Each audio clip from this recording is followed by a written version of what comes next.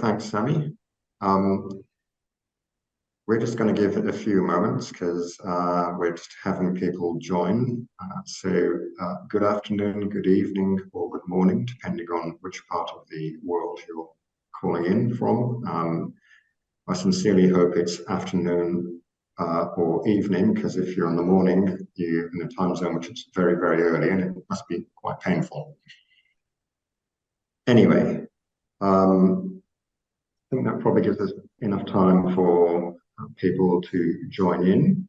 So I'll just give a brief introduction. Welcome to the FIX Operational Resiliency webinar. My name is Yemi Oluyi. I'm the co-chair of the FIX Australia Working Group and the head of market operations and technology at the National Stock Exchange of Australia. We've got a great panel of people here to take you through operational resiliency. And without further ado, I shall pass you over to John Greenan, who will moderate the session and take us through it. John. Thank you, Yemi. Hello, everybody. Hopefully, as Yemi said, it's not too painful for whatever time you are, in whatever time zone you're attending this seminar. We're just going to go through a quick round of introductions for everybody so we can establish credentials and people can understand different people's experience. So I'll go first. My name is John Greenan. I run a consulting business, Alignment Systems. I've been doing that for 20 or so years. Extensive work within FIX and electronic trading generally. I've had the pleasure of working with a number of stock exchanges, interdealer brokers, hedge funds, asset managers, investment banks, working with electronic trading, TCA, OMS, EMS, that sort of main spectrum of things. Recently, working with a client, we put together the 24/7 working group, the Continuous Markets Working Group. And if you look on the FIX website, you can see how to run a stock exchange 24/7, at least for the next 584 years, it'll work fine. So I'm going to pass over to Jim, then Rowan, then Yemi to introduce themselves in more detail. So over to you, Jim. Great, thank you, John. So I'm Jim Kay. I'm the Executive Director of the FIX Trading Community. I've been doing that for the last couple of years or so, but I've been working with FIX for a very long time. My career is basically predominantly sell side electronic trading product over the last 20 or so years, and have been involved in FIX for most of that period. Rohan, do you want to go next? Yeah, thanks, Jim. Hello, everyone. I'm Rohan Vardhan. I look after strategic sales at ITRS Group for South Asia. For those of you who do not know about ITRS, we are the leading providers of real-time monitoring and observability tools for global financial industry. Most of the global financial institutions use our solutions to meet their operational resilience requirements. Prior to ITRS, I held various roles in the National Stock Exchange of India in the IT operations team. Very pleased to be here and to have this opportunity to discuss this very relevant topic. Thank you. Back to you, John. Thanks, Rowan. Yemi? Oh, thank you very much, John. For those of you... Sorry? Get to introduce yourself twice. Well, yeah, but people have probably forgotten by now. So my name is Yemi Oluyi. I'm the co-chair of the FIX Australia Working Group. I'll give an apology for the other co-chair, Murrah, who wasn't able to attend. I'm also my current role is the head of market operations and technology at the National Stock Exchange of Australia. I've been in this role for almost 5 years, and previously I've been at one of the other exchanges, the ASX. I've also been with a number of brokers and vendors over the last few years, shall we say. And I've been involved with FIX for probably about the last over 20 years or so. Yes, so that's my introduction. Back to you, John. Great, thank you very much. So I think when we get down to business, we've got an agenda to go through. There's a chat, so if you've got questions you want to add, please put them into the Q&A chat. Depending on the timings and things, we'll either come to that at the end or do it during the course of the webinar. Depends on whether the question is relevant to what we're talking about at the time, or additive, or whether we should just take it at the end. So please feel free to add questions. So to get started, I think that it's pretty useful to define what does operational resilience mean. I think that if you look at that, you can see that it sort of depends really upon where you are in the landscape. The level of expenditure on operational resilience for an exchange, for an investment bank, for a hedge fund, for an asset manager, for a regulator, it's quite different. But I think perhaps what we should do is just ask my fellow panelists for their kind of take on the different sort of participants and what operational resilience means for them. So just in order to mix it up a bit, perhaps we'll start with Rowan first, and through Jim, and then Yemi. So Rowan, what's your sort of definition of operational resilience, and what do you see for different firms? Yeah. So let me start with the broader definition of operational resilience, and then we could come down to examples of what it means to those stakeholders, market participants. So broadly, it is the ability of an enterprise to deliver their critical operations through disruption. So what, in practical terms, what it means is like the regulators already have capital liquidity requirements. So of course you need to meet them, but it's also about, can you absorb operational risk related events? And those events could be around control events, technology failures, both internal within your organization or third party. You are dependent on other market participants upstream, downstream. So there could be operational events on their side. So inward and then outward as well. It could be things like pandemics, cyber incidents, natural disasters. Again, everything that could cause significant operational failures. So do you have the ability to recover from those? Is what is operational resilience. So broadly, I would say it's an outcome from effective management of operational risk.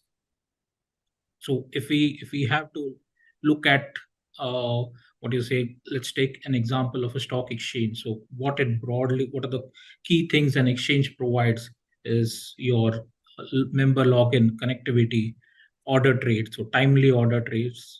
Say the exchange round trip time could be a good measure of that, and then market data dissemination.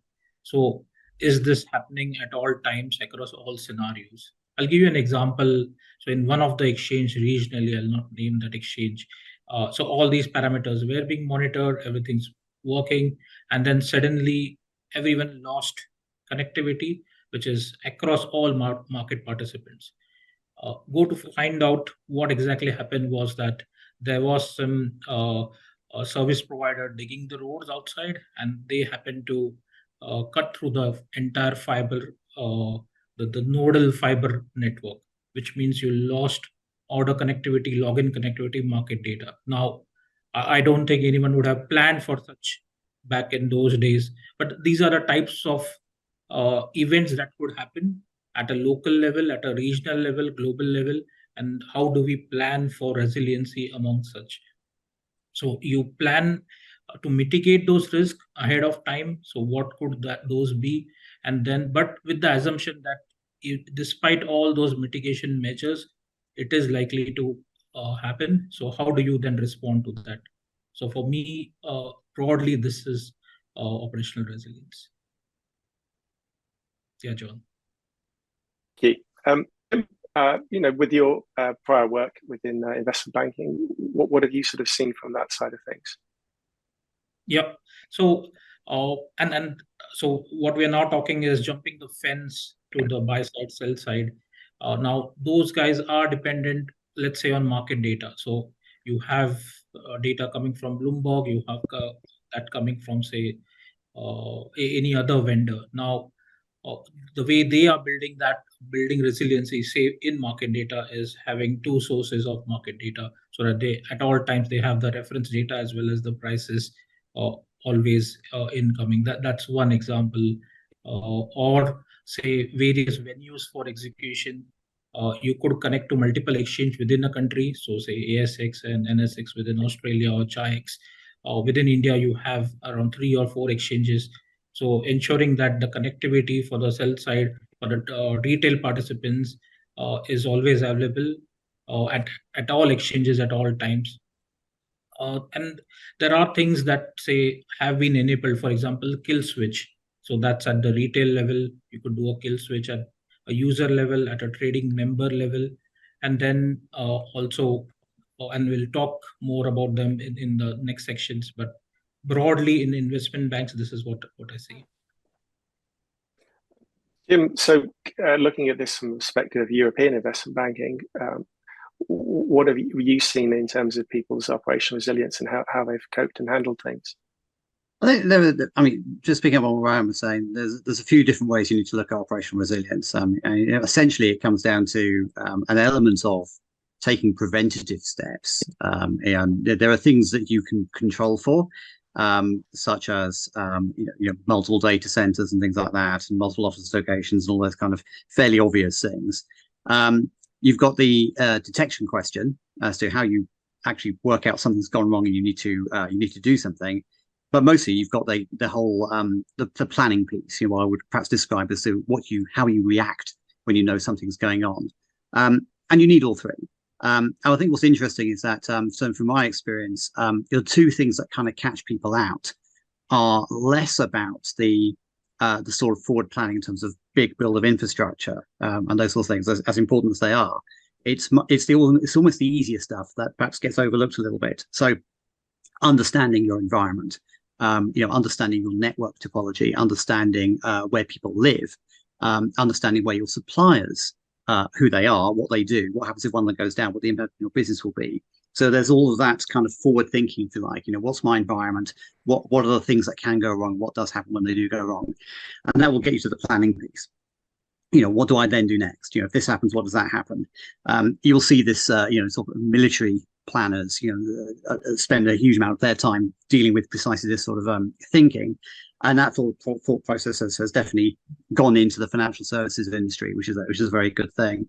I'm sure we'll touch on regulation later on in the session, but it's probably worth just giving a quick nod to the way the regulators are approaching this problem, which is the same kind of lines.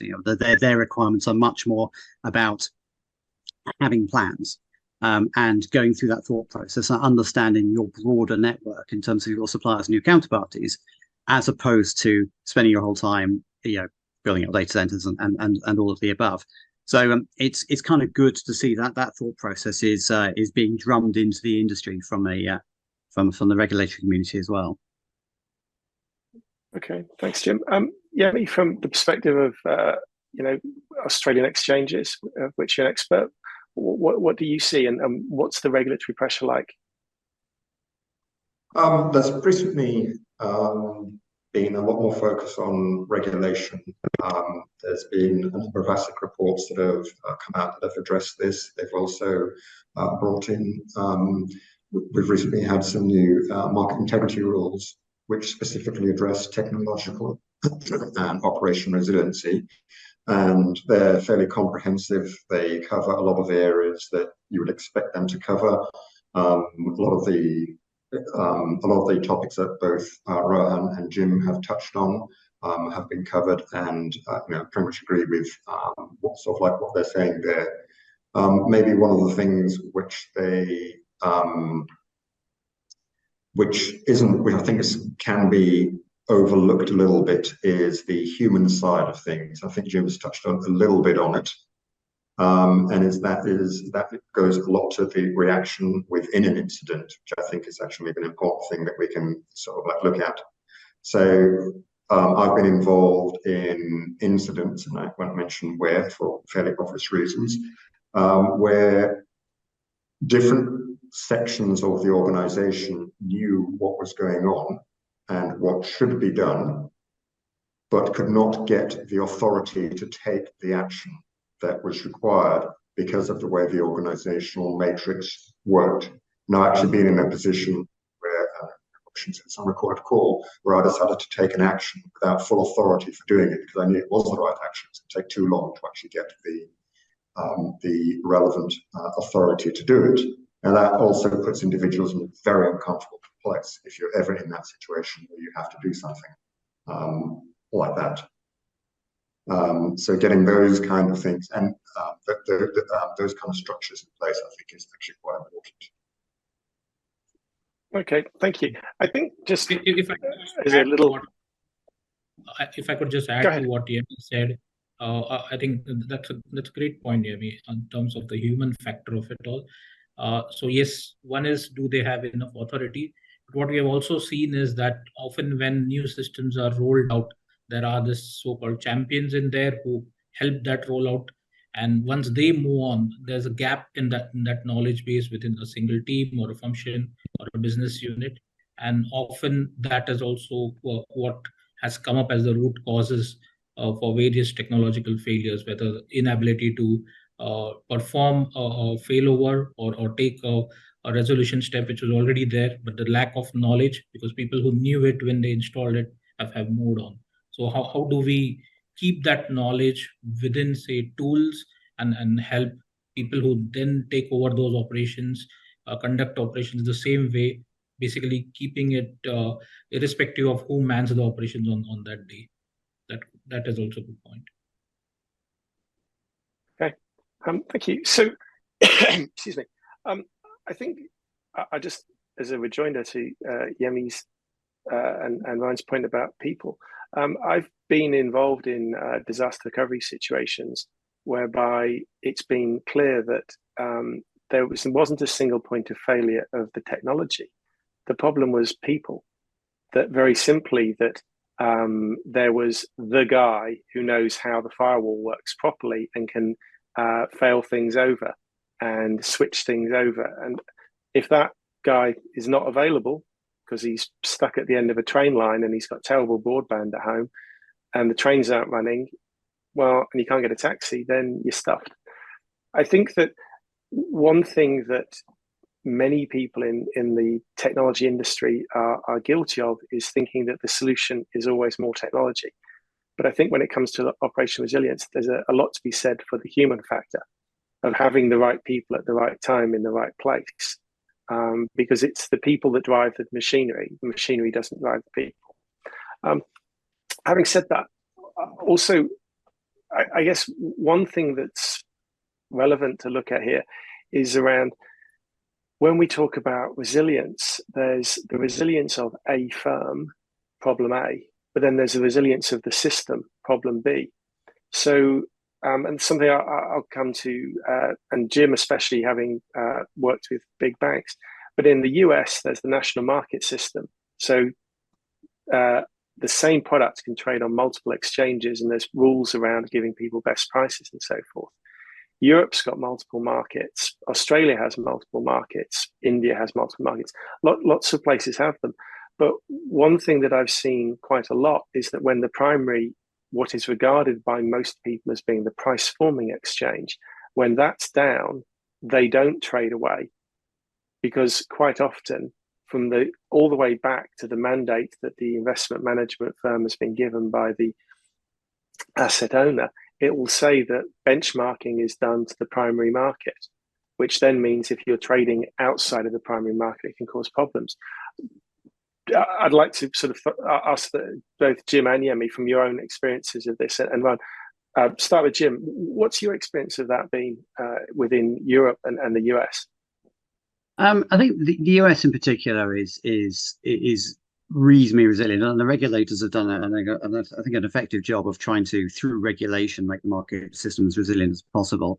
That's not to say that if one of the really massive markets were to go down, that there would not be some disruption. But in principle, the markets can to a greater or less extent carry on. And I don't know if we've got quite enough data points where a single market like NYSE or Nasdaq's just gone down by itself to really understand how the entire market happens. Generally, if there's a problem, it seems to me the entire market's got a problem. But in principle, that should be made to work. In Europe, it's a little bit more complicated, and that's I think a sort of, you've got almost two conflicting forces at work. One is that for well, what the European regulators refer to as kind of pre-trade transparent markets, lit markets, basically, limit order books and so on. The markets in theory can carry on even if one of the major ones goes away. If there's enough liquidity on the other markets, they should be able to kind of pick up the slack. And to some extent, we've seen that happen in the past. There are some problems with that, and particularly the auctions, which are concentrated on the primary markets, and some of the other market mechanisms which do require primary market pricing, and not just through convention, but actually through regulation. So there are kind of different factors at play here, and I think it's safe to say that how the market system, if you like, kind of reacts depends on a number of things, including things like, for example, how long people think the main market's gone down for, if it has indeed gone down at all, and what sort of impact it is. And we'll talk in a little bit later on, I'm sure, about how people kind of understand that and communicate that and figure out what's going on. But the biggest, I think the biggest danger here is people either having different views as to what's going on in the market, or just simply being unclear as to what's going on, and that will scare people off. When people scare off, they will simply stop trading. Okay. What's your experience of this one been? Sorry, was that for me or Jim? For you. What's your experience of when primary market goes down, and how does the market? Yeah, I think particularly the last few comments that Jim touched on about the uncertainty, I think that's been a big one, because if you've got a lot of if a large portion of your trading is on one market and that market goes down, and you're not quite sure about what's going on during the outage, and I think this is something that regulators have been looking at, is communications during outages as being fairly key. But I think you're kind of caught in sort of like in a problem where the people who are trying to solve who are trying to work the problem don't necessarily have the information to give out. But you go into that whole uncertainty phase, and people will naturally freeze, I think, as soon as things get uncertain. It's easier to kind of like stop trading altogether, rather than say, yeah, I think I know roughly what it is, I'm going to keep on trading. Oops, it wasn't quite like that. Oh, my bad. That doesn't work very well. Yeah. So I guess what we still see is that if the primary market is down, that there's a communication issue. If the communication isn't there, then the uncertainty means people just back off from trading because they're not sure if that's going to be the right thing to do. I would say so. I mean, one of the things I'd maybe ask Jim is that when you see outages in Europe and sort of like America, I think there typically you're seeing liquidity fragmented across many more venues. Therefore, the loss of a venue doesn't have quite a significant impact as in other markets where there are fewer venues, where you've got, if you've got, say, 5 venues and one goes down, and it's only 10% of the actual market, you're kind of like, okay, I know where I'm going. I can still effectively trade. If you've got 70% in one venue and that goes down, that's a completely different ballgame. And so I was going to ask Jim, the kind of things that you've experienced, and whether you've got enough, as you put it, data points to draw any conclusions about that.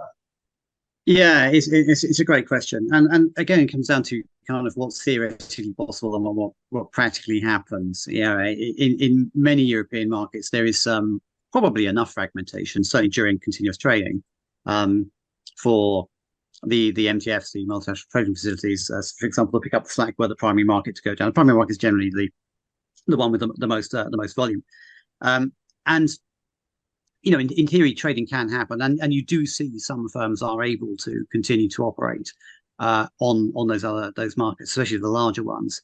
I think where it starts to get tricky, again, ignoring auctions, which are a particular case in their own right. Things like any kind of electronic trading, automated trading, is either designed to operate on individual markets, in which case it can work fine on any individual market. It almost doesn't matter what the other market is doing, or kind of is dependent on the entire ecosystem working. So your average sort of historical data-based trading algorithm, your sort of VWAPs and things like that. If one of the major markets goes away, they will say, well, hang on, my data set, my historical data set kind of requires that to be there. I don't have a data set for the primary market, for example, not being there. So I can't necessarily guarantee I'm going to do a great job of trading, therefore I won't. And that will kind of be baked into the design of these things. You tend to see a lot of that. And these are things that can be solved and worked around. I guess the question really is, does anyone really want to work around those sorts of things? I mean, even if you had an algorithm that could sort of operate in an environment where perhaps 50% of the market liquidity was temporarily unavailable, if you're operating that on behalf of clients executing their orders, they may not want you to use the algorithm in that way, for whatever reason, and so you have to respect that. So I think the kind of market forces, if you like, that might drive the market towards surviving with large parts of the infrastructure missing, have not, in my experience, kind of pushed it into evolving that way. It still seems to be the environment where you need a lot of the market there, or you just don't trade at all.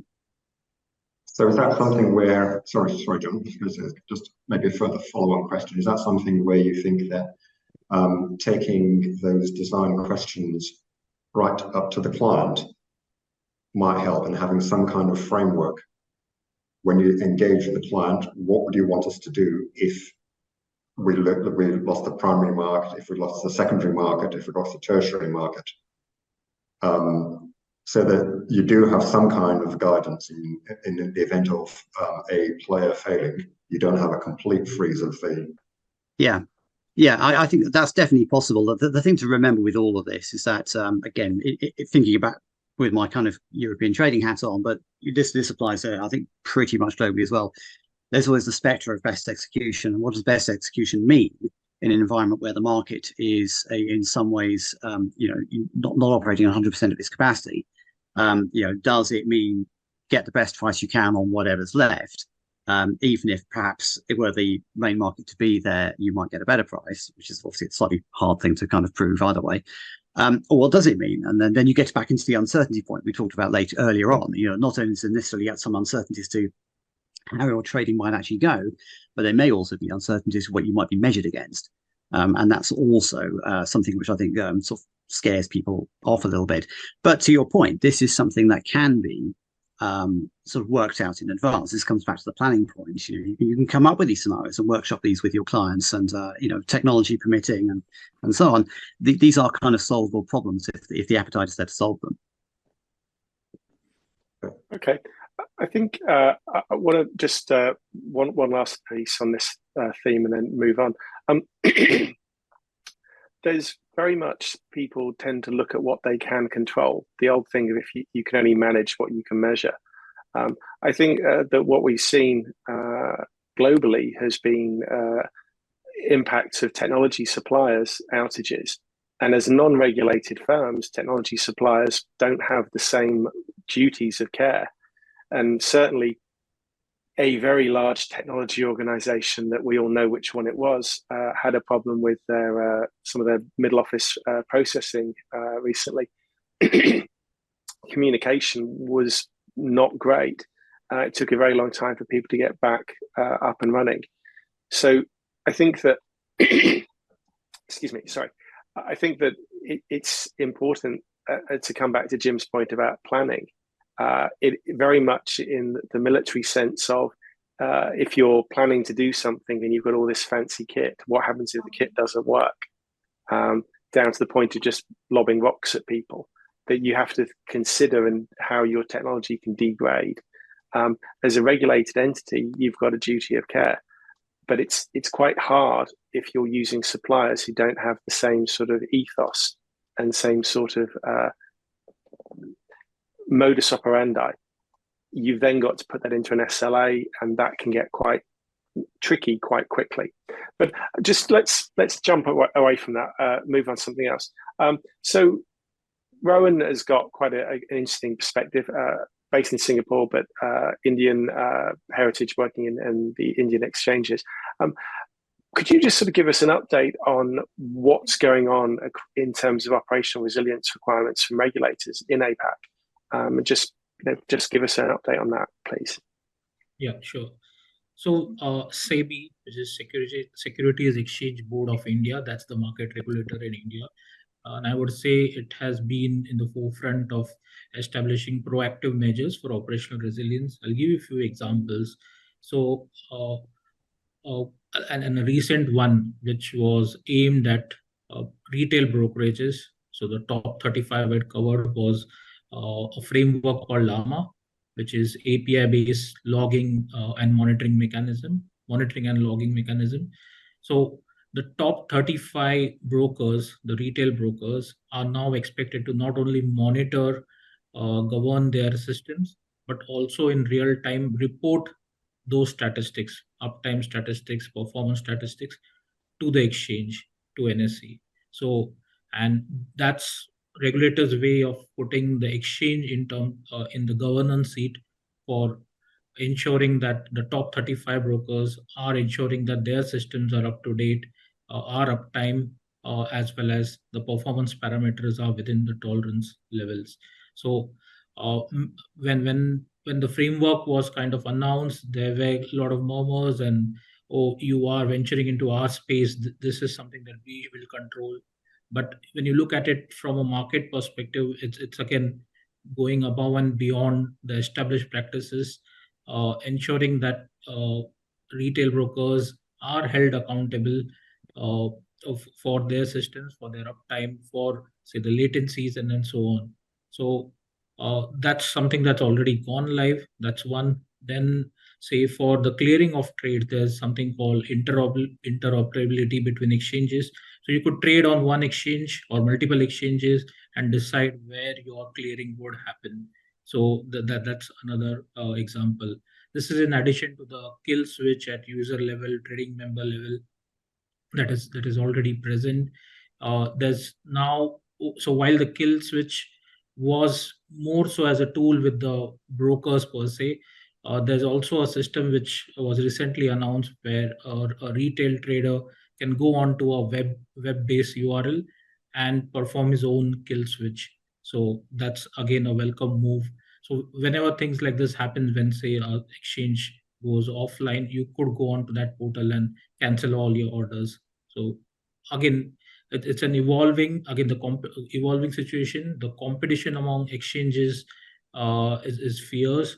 There are few exchanges which have monopolies in say commodities. There's another exchange which is having 95% monopoly in derivatives and so on. And in each of them are trying to eat each other's pie, which is a healthy competition for the market. And the regulator is ensuring that while this is all happening, operational resilience is at the forefront of it. I think, Ryan, that whole market design piece is a really good point. And interoperability of trading, interoperability of clearing, interoperability of settlement, and so on. It clearly has to be at the front of people's minds when thinking about how you design a market infrastructure that is as resilient as possible. I mean, back on the exchanges point I was talking about earlier, if they are all forced down one central pipe for clearing and settlement, and that goes down, then you might as well not have any exchanges. So it's something which kind of needs to be thought about at multiple levels by multiple people, and in particular the people who are in charge of kind of designing the market infrastructure. Okay, so that's a bit of an update of what's been going on in the regulatory space. Within that model, then brokers report to the exchange their uptime, and then does the regulator then collect that information from the exchanges? And is there a feedback mechanism to tell the brokers your performance isn't good enough? Yeah, in fact, one is the tolerance levels on the performance, and then there are fines for failures as well. So if there are failures, those failures are now visible directly, they are transparent because metrics are going into the exchange directly. So there are fines for first time failures, second time, third time, and then the fines increase could result in suspension as well, or other stricter action. Okay, cool. Thank you. So switch gears a little bit.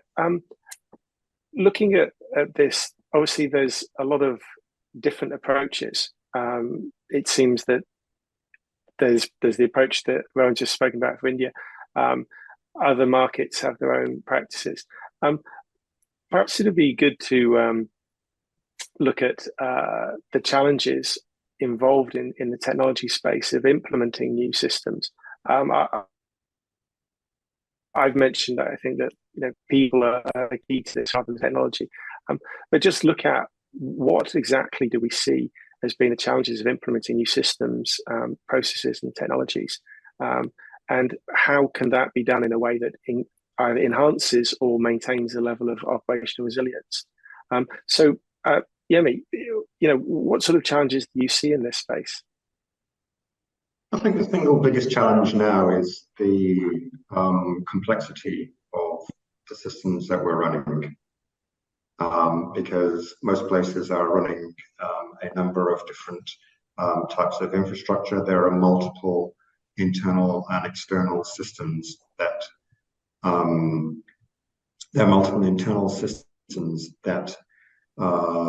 are connected to a trading engine or engines. And that gives you a very large number of permutations of things that can go wrong. So going through and actually doing all the design and the upfront planning, I mean, going back to the example, I think it's Jim or Rohan who mentioned about a single point of failure as one point of cable. Those kind of things become harder and harder to spot. So you do have to have a lot of discussions with all the providers that you're actually doing. And some providers, for example, will give you physical plans of where cables are going. But when you're actually looking at the actual systems themselves and the design, sort of like that you're going to, I think it's an inordinate amount of time and detail are probably the very key things that need to that you need to go into. Okay, so time spent in preparation in planning is seldom wasted. It may sound like a very simple, obvious thing, but there's a huge amount of preparation. So if you said, is it better to look at, say, your network design or the design of your engine, what's going on in the code? It's all of those things need to actually be sort of like addressed. Rigorous testing, obviously. So you've got to go through and you've got to play what if scenarios. So what if this fell over? What if that fell over? How do we recover from this?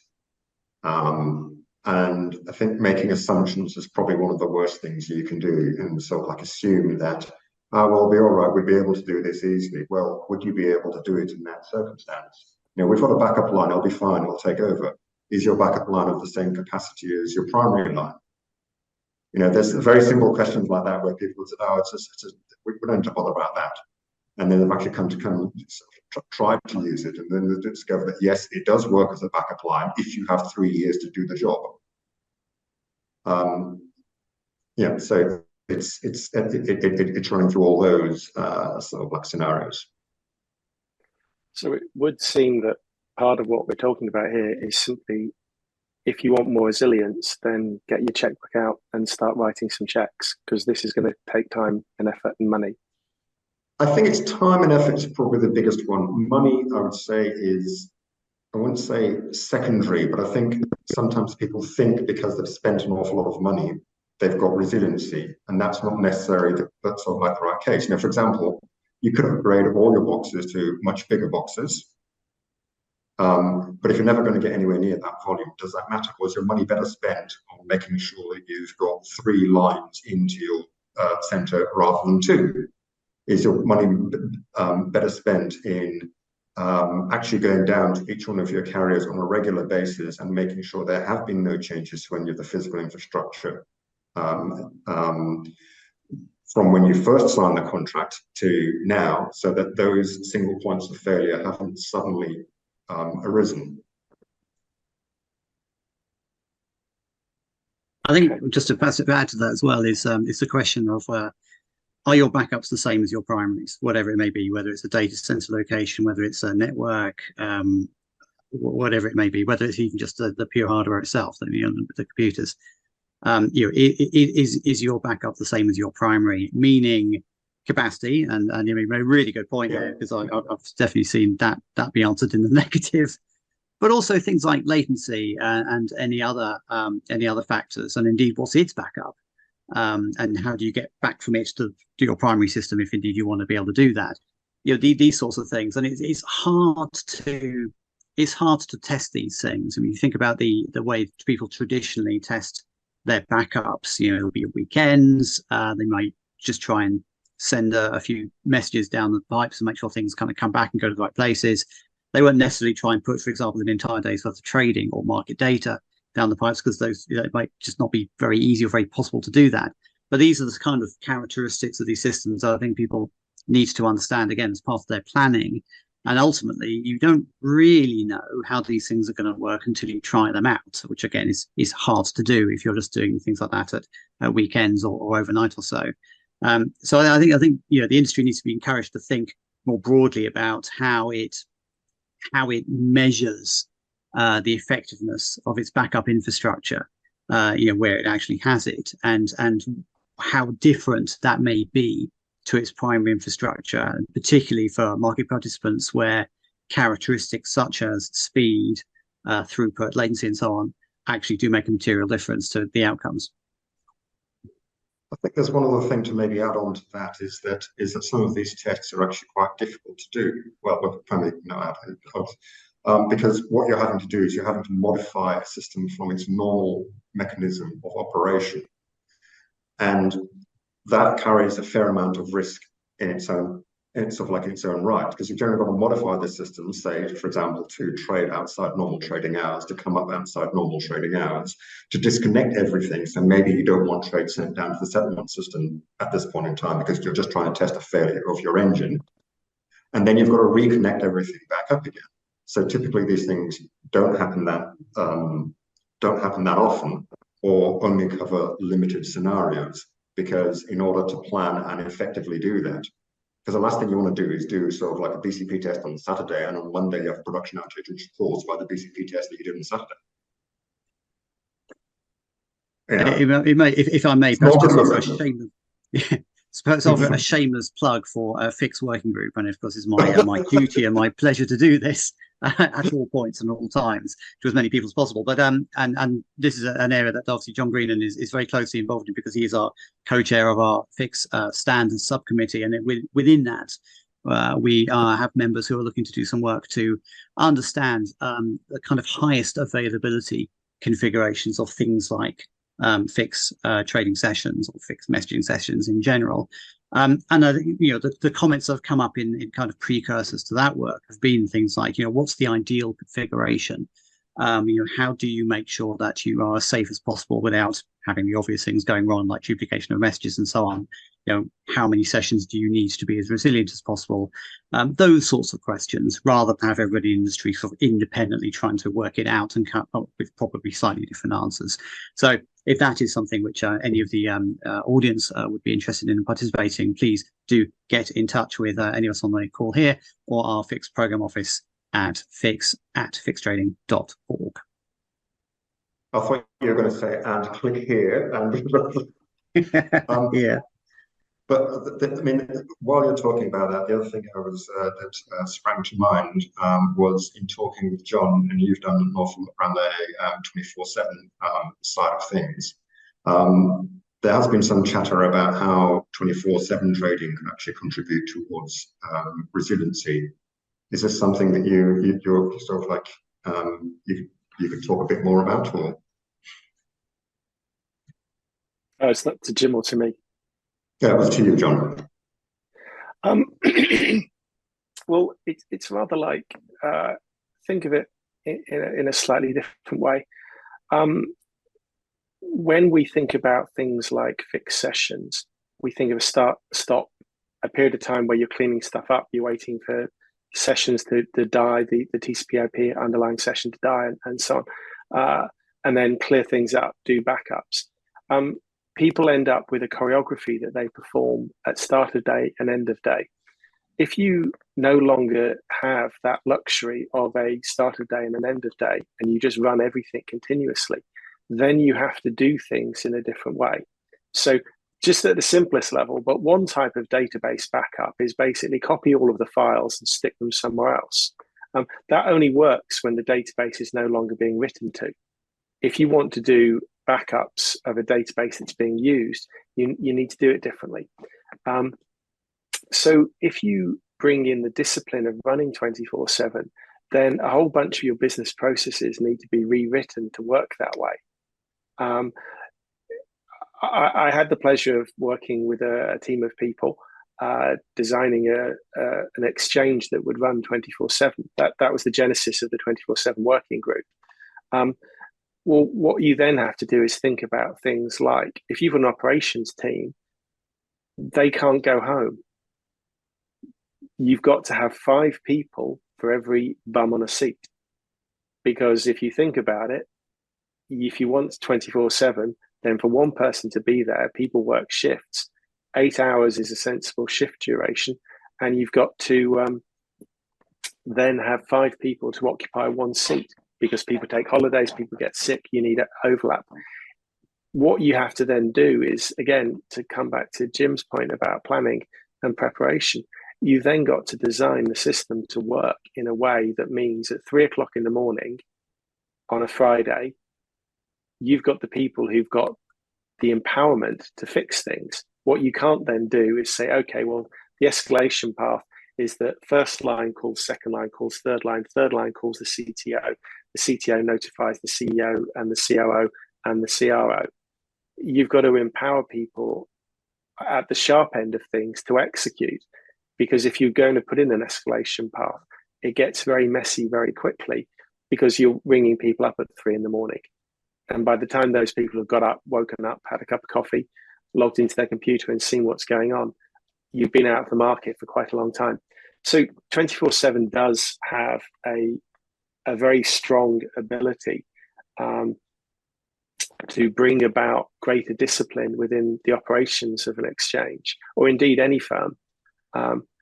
Things like try and look at things through a risk perspective. Oftentimes when there's an outage, people in risk are consulted. Can we put the market live when we've got these issues over us? Somebody from risk might say, no, you can't trade. You might be able to get all solutions done, but we can't manage the risk properly. So shut the market down until risk is happy. Well, if you're running 24/7, you need more risk people, don't you? Or else you're phoning risk people up at 3 in the morning to say, hi, can you help with this issue, please? So when you run 24/7, your operation works very differently.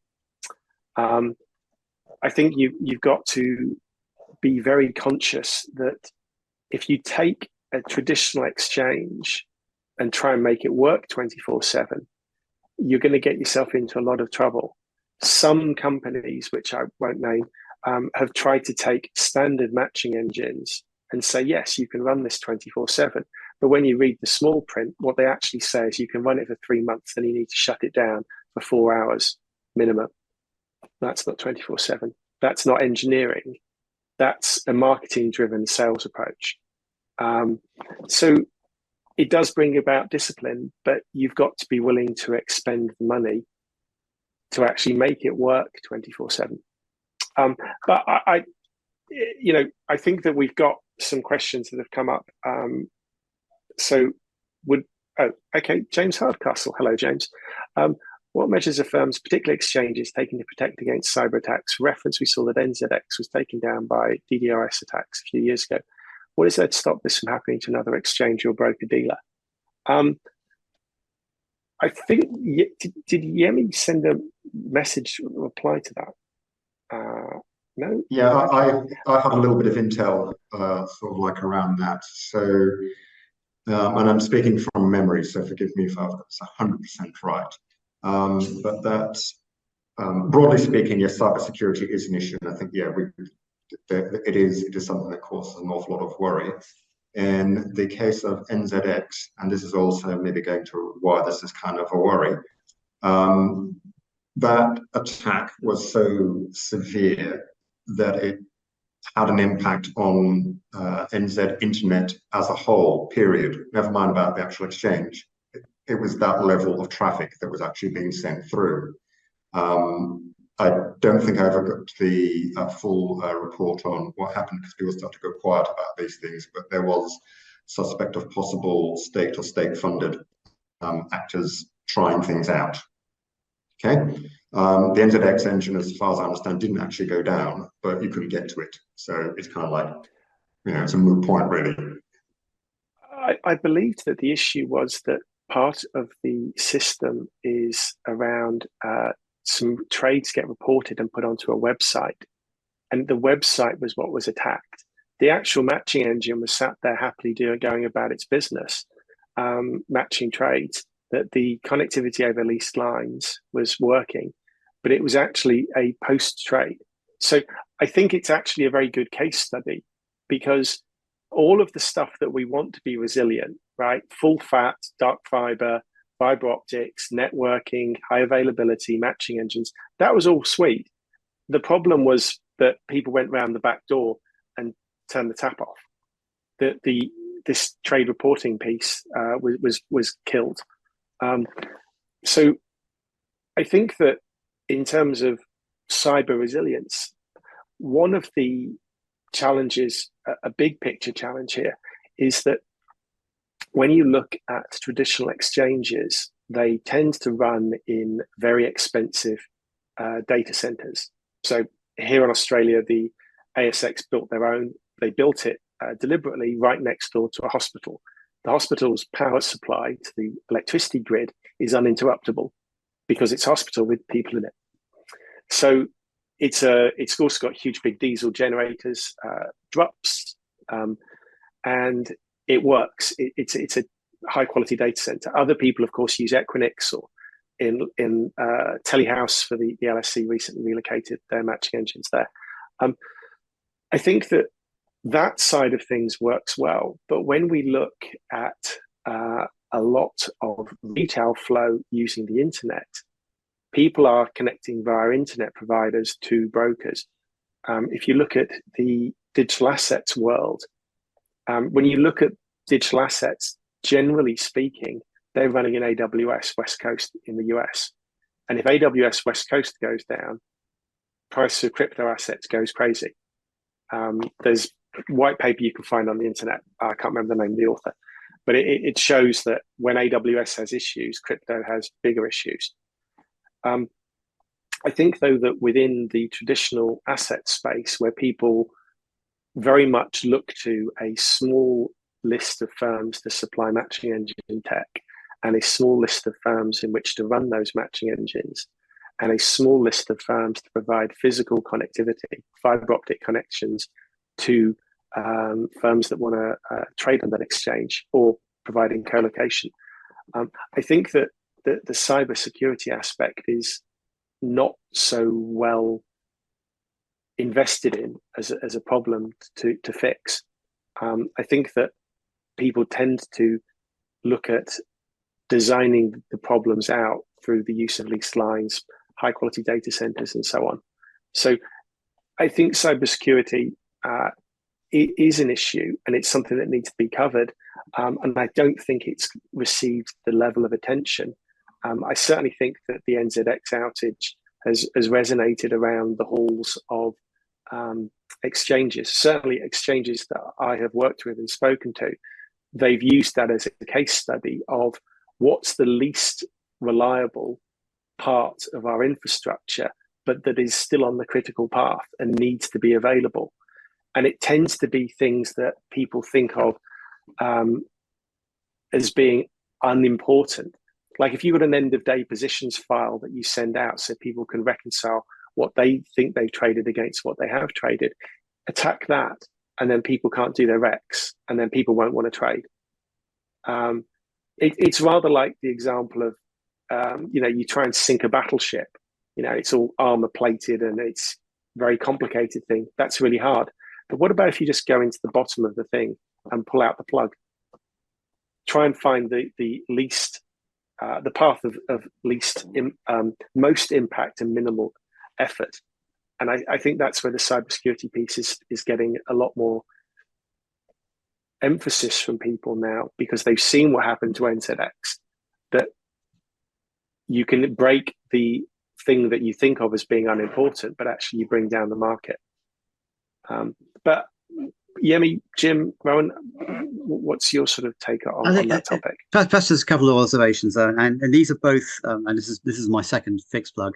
Things that were raised in panels or sessions at previous conferences. One was a brilliant session by a consultant in Stockholm titled "How to Hack an Exchange."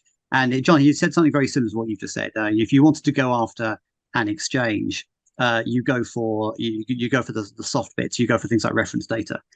You go for the post-trade feeds. You don't go for the matching engine because it's very well protected. And actually, funny enough, relatively little impact if you go after matching engine. Pretty much the only thing you do is stop it working. If you start to go after things like reference data or post-trade feeds, you can potentially have the thing looking like it's operating normally, but actually isn't. And in many ways, if you're after causing as much disruption as possible, that's actually more effective. And the other one was something we had at last year's EMEA trading conference, where we had a lady from an insurance company in Germany who basically looked after cyber insurance. And her message was very simply this: you're never going to stop this. You're going to get attacked, and they're going to win. So you need a plan. It comes back to planning again. What happens when it happens? What happens next is the thing you need to be asking, rather than how do I stop it? And it's interesting how few people do think along those lines. And that was the message that was given very strongly in that session. Was obviously you do what you can to make it as hard as possible and to prevent as much as possible, but you need to recognize the fact that it is going to happen, it's going to happen to you, and you need to have a plan to deal with it when it does. I think that bit about needing to have a plan also addresses the whole level of we're talking about of uncertainty. If you have a plan, it helps you when the event happens to navigate that uncertain period, which is probably what causes almost as much damage as the actual event itself. So I think that, yeah, I would concur with that. That's quite important. And I think that's one that's very difficult for most places to look at and address unless you've actually been through an incident like that and learned. And sort of like and learned from it. And like, for example, I talked to some of the NZX guys shortly after that incident, and they'd actually learned a whole load. They'd learned an awful lot during the incident. And had to make stuff up. Not make stuff up, they had to deal with stuff as it came up. And you learn an awful lot as you actually go through that process. I think but one again, thing going I'd back say, to, sorry, go on, John. So, well, one thing is, if you, when people from our kind of side of the tech world talk, we think in terms of testing, conformance testing, checking for packets or anything like that. If you look at a different sector of the tech world, e-commerce, right? So if you buy stuff off on Amazon, right? They look at things like what happens if you hit a service, right? They use red team testing. So people go and attack it deliberately. I've not worked with any exchanges that have had their own red team testers, people who try and break things. Mainly because I think most of the time people think it's damn hard enough to get it to work in the first place. They don't really want to try and break it. But I think that there is a lesson from outside of financial services world, as we tend to think of it, that there's actually different ways to increase resilience. There's a piece of software called Chaos Monkey that AWS use, which basically pretends to pull out network cables. Imagine you let a monkey loose in your data center and it caused chaos. That's where the name comes from. That sort of thing is quite a well-trodden path. The other thing that you get in a kind of more web-centric tech stack is where people look at, well, what happens if somebody doesn't use our front end? Actually, they just try and connect to our data. So if you've got, for example, a website that uses WebSockets to push out data, what about if somebody just runs a whole bunch of these and takes a load of data out and puts more load on our servers than we think we should have? I think that there's an element of best practice that should be brought into financial services technology more from outside of financial services technology. And on that segue to Rowan, because I know obviously from your perspective, you see through observability and monitoring software, you see a lot of this stuff. So what's your take on that one? Yeah, sure. So what we have seen is whether it's exchanges or investment banks, they have grown organically. What that means then for, say, observability monitoring is that they have had systems which are more team dependent or business unit dependent. So infrastructure would have their own monitoring tool, storage would have their own management tool, and so on. What they are lacking, what you've seen is to be able to stitch across the organization so that everyone looks at a single pane of glass view, work, act as a single team. I guess a lot of loopholes in everything that we just spoke could then be plugged. So having that single pane of glass view would, one, that helps. Second, instead of, yes, we definitely need to monitor inward. Are my firewalls doing okay, applications and round trip latencies? But maybe we should also start monitoring end customer journeys, stitching the transactions end to end from a customer's viewpoint. So those transactions would, let's say, go through your mainframes, then hop onto a AWS cloud, and then onto VM, onto the fiber. So having that visibility end to end kind of mitigates blockages or what do you say, or areas which you're not able to identify when you just go silo. So we have seen investment banks now working with the observability principles around bringing it all together, providing a single pane of glass, giving teams that an area of where they are comfortable sharing information with each other. So for example, let's say if an infrastructure network device goes down, so as an application team, I need to understand that a network device has gone down and that could affect my application connectivity. So this information sharing within the organization is vital. At the same time, understanding from an end customer perspective, whether it's mobile device, web browser, or a direct thick client portal that they perform transactions or trades on, understanding that end-to-end journey. I think those are the key two areas we have seen a lot of work happening in exchanges and in investment banks. Okay, thank you. Conscious of time, we've got some questions that we've got. Should we take those? Yeah. So we've got one from Samir Seed. Apart from infra availability, uptime of systems, cyber attacks, etc., how do firms manage when the trading application misbehave or interrupts due to controls and measures such as RMS failure or other such issues on performance within the application systems? Can that be brought under operational resilience? That sounds kind of like that's got Rowan's name on it as a question. So start off with you, Rowan.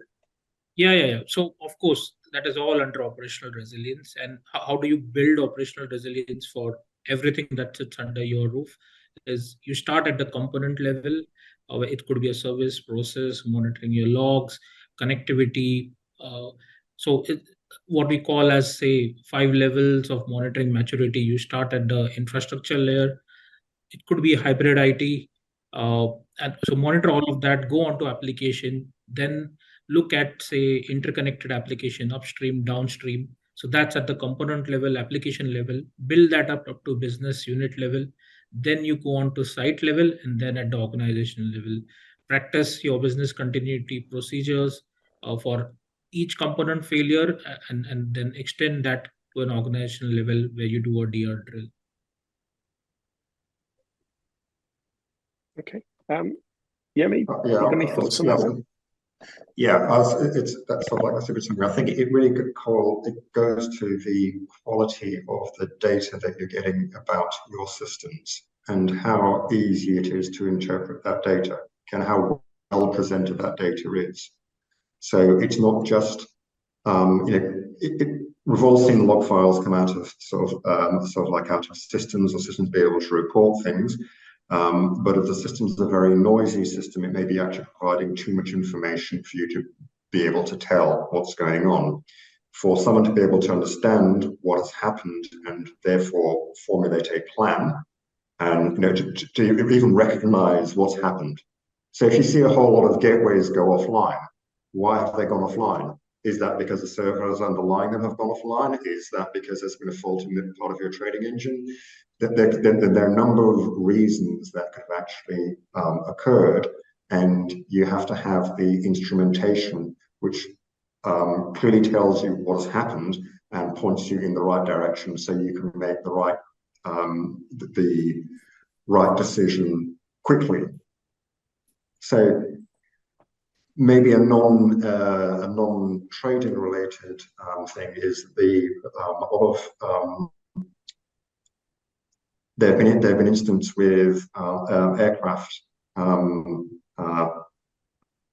crashes where part of the problem has been that the information has been there to tell the pilot that this component, like this engine, has gone down, but it's been one tiny little dial hidden away somewhere, which actually said it, and all the other ones gave conflicting information. So they've done things like shut the wrong engine down, which obviously, if you're shutting the wrong engine down, you can see that has not a good outcome. So that's what I'm going about, getting to the quality of the information that you actually have, so that you can actually understand what you've got and make an informed decision. And that's one part of it. The second part, obviously, is that you have people who say, okay, well, I understand that the engine has gone down. What do I do now that the engine has gone down? What the next stage should I actually do? What should I take in order to resume service or keep service going? The case study that you're referring to is the Air France jet from Brazil to Paris that went down. I was actually thinking of Kegworth, but same. Off the coast of Africa. Okay. I think that the thing with that is that one of the problems that people get to is that the amount of data that's thrown at them, the actionable insight, it's really hard to draw from it. If you look at, for example, if you use Kafka, yes, and you look at the log files for Kafka, it's just what that is. You've got to then go into it, parse it, and figure out what the important bit is. And yes, again, I think that the actionable insight, drawing that, it comes back to Jim's point really about planning and preparation, that you've got to be able to know what the errors that you're going to get are, that when they happen, you then go, okay, this is problem number one. And that actually, it is seen by this gateway collapsing, but the actual problem is the firewall's failed. Nothing gets through the firewall, the gateway collapses, it stops processing messages because nothing's reaching it. The problem is at the firewall side. So I think that in terms of operational resilience, you've got this great big problem of trying to understand really how interconnected all your systems are, and whether that's software, hardware, physical connectivity out the door to your members and so on. I think it's terribly difficult to get that and to get it right. And there's certainly work that, as Jim mentioned, the fixed trading community is doing around outages communication. We've also got the 24/7 fixed piece, which, as earlier, brings in.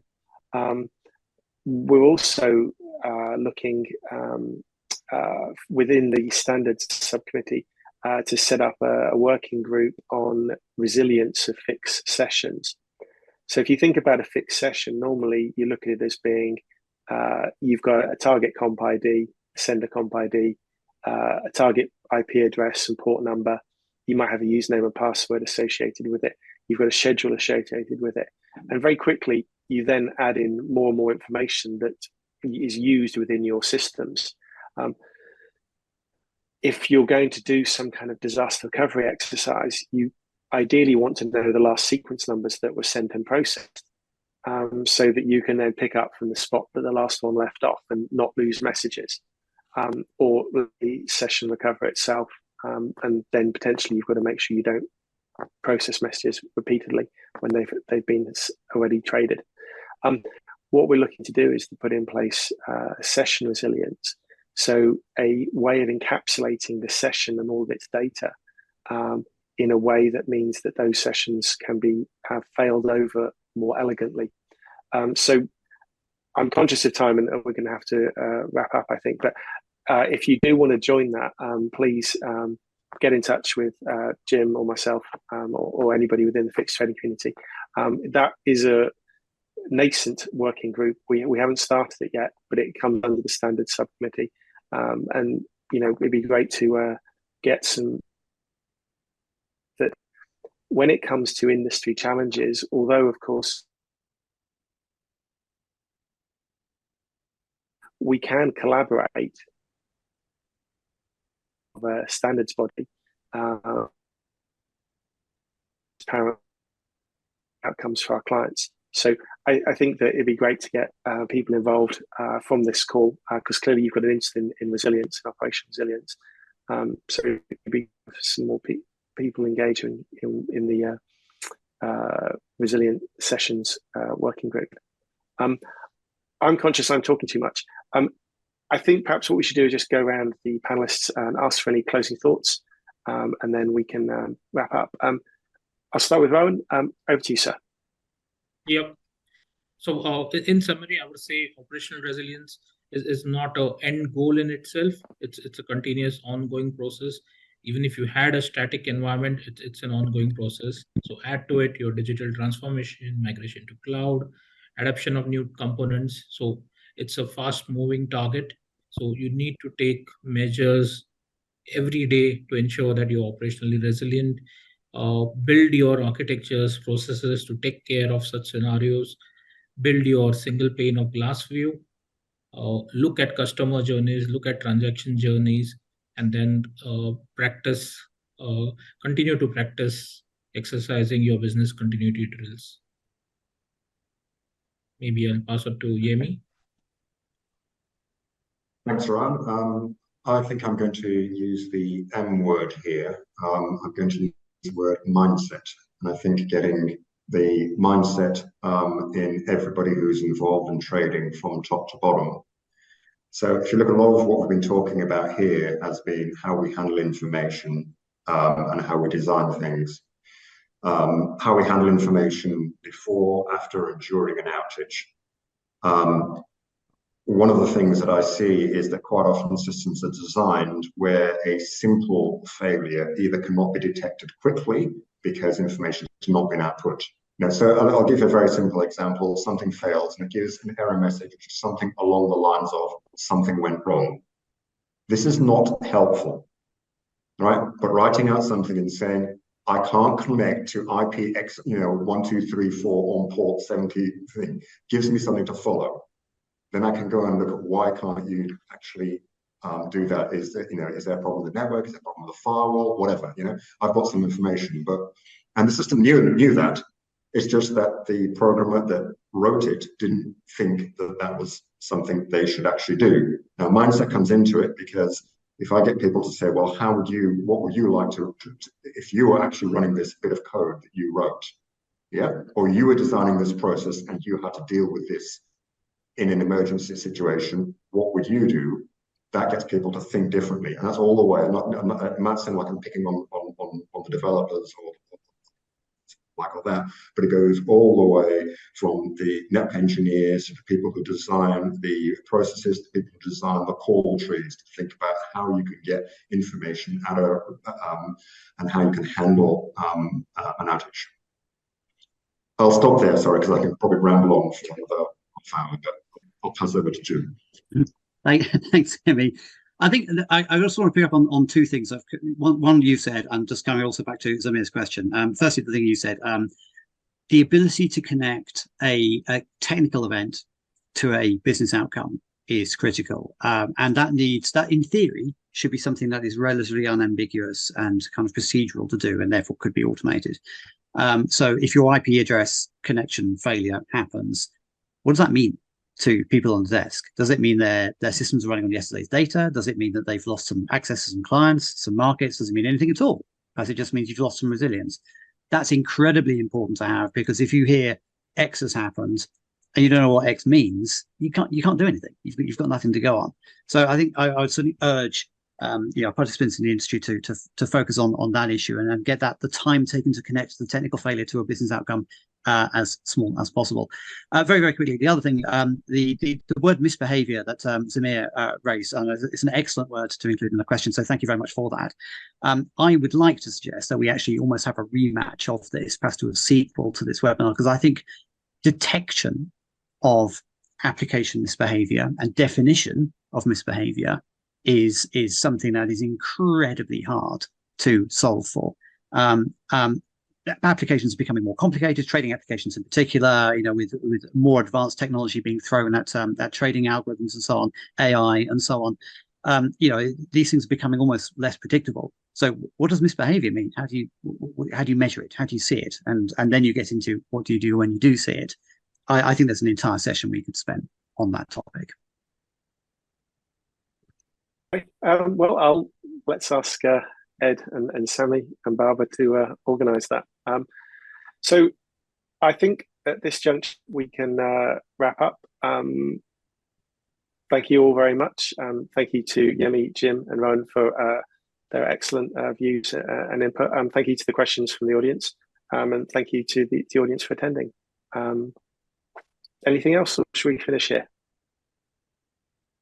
Okay, thank you, John. Thank you very much for the moderation. Thank you very much. Thanks so much, guys. Have a great day. Thanks all. Cheers.